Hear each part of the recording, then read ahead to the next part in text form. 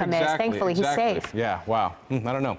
Anyway, Chief Meteorologist Scott Padgett joining us now with a look at the forecast. Look a little gray out there, the skies. It's looked like it's going to rain all day today. It really hasn't yet. However, the potential is going to increase overnight tonight. Looking at the radar right now, we're remaining nice and dry. But take a look at some video that we had today of the windy conditions as well. And everyone not really even needing a jacket because we are dealing with the breezy and warm conditions here in North Texas. That's downtown Fort Worth. Everyone was walking out and about today and dealing with that breeze. And that breeze is ahead of the dry line and the rain and storms that are on the way overnight tonight.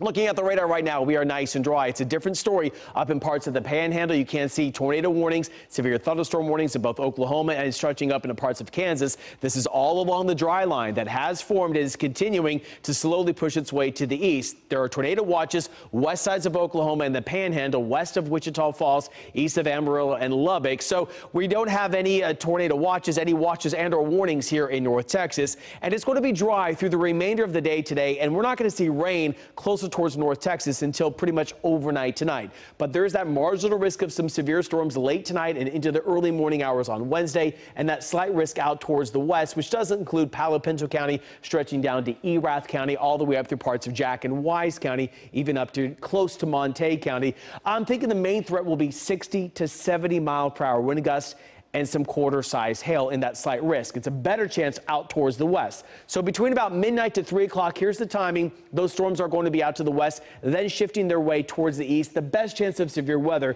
is going to be out west as we see that line come together. Then 3 to 6, right along the I-35 corridor, a little bit further to the east for that line of storms to start to break up, but still that potential of those storms pushing through. And then by the time you wake up tomorrow morning, a lot of the activity continue to push its way east. Right now, we're still sitting in the low 80s. A lot of cloud cover today. We're about 82 at DFW to 81 in Garland. I was expecting us to be a bit warmer because I was expecting a bit more sunshine, but still, it's been a mild day today. We're at 83 in Dallas to 81 in Fort Worth to 78 right now in Bridgeport.